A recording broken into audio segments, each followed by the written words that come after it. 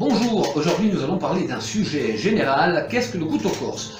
Eh ben je vous entends déjà, il a que ça à traiter, le couteau corse, il a vraiment pas bossé son truc, on sait tout ce que c'est. Eh bien non, le couteau corse est par définition un couteau qui est réalisé par un coutelier insulaire et même un artisan coutelier insulaire.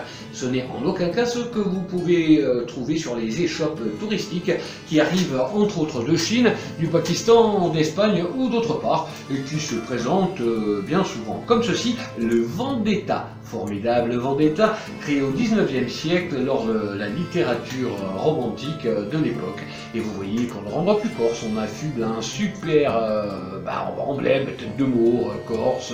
On y écrit même Corsica avec une tête de mot. Vous voyez ce qu'on en fait ici des Vendetta. Voilà, bon, après le Vendetta, qui est certainement le moins corse de tous les couteaux corses, qui est devenu le plus corse de tous les couteaux corses, par la publicité que l'on en a faite, voici le Cornicchiolo.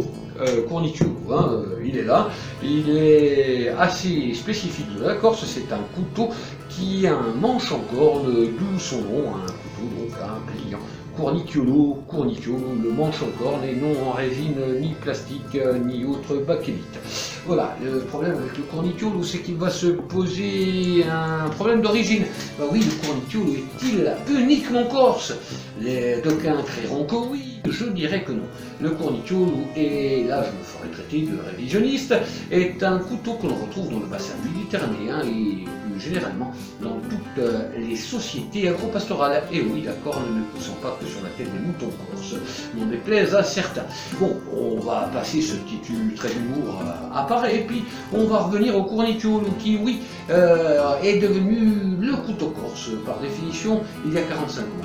Maintenant, alors que le grand monsieur de la coutellerie insulaire, Jo Couteau, autrement dit Jo Antonini, et Paul Santoni, dans le sud, avaient remis à l'ordre et au bout du jour le couteau artisanal pour lutter contre les fameuses importations et les fameux faux couteaux qui circulaient. Seulement, il n'y avait aucune norme dans la fabrication de ces couteaux. Pas plus il y a 50 ans, lorsqu'on affublait de couteaux de berger, qui soi-disant auraient orné toutes les poches de nos grands-pères. On a vu plus de pradel que le cornicchiolo dans les poches de ceci étant dit, mais ils auraient été quand même fabriqués par nos aïeux lorsqu'ils s'embêtaient en gardant les troupeaux. Je veux bien.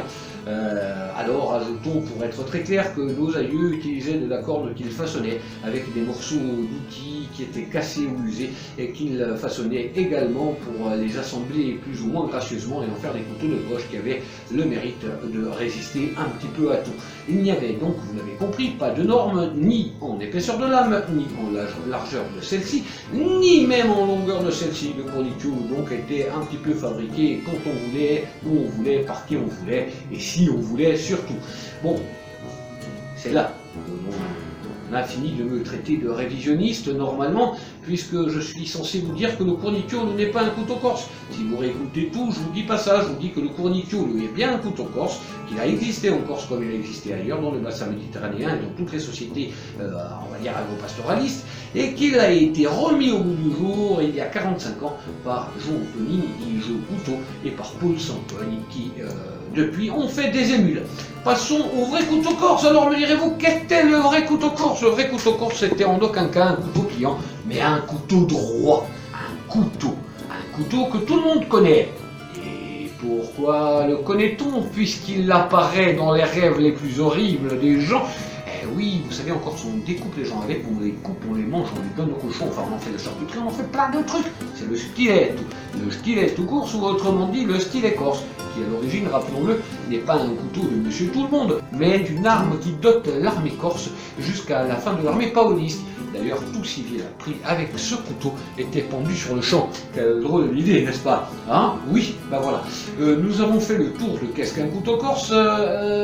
Juste en conclusion, j'aimerais bien dire qu'il existe dans les couteaux corses plusieurs types de couteaux corse.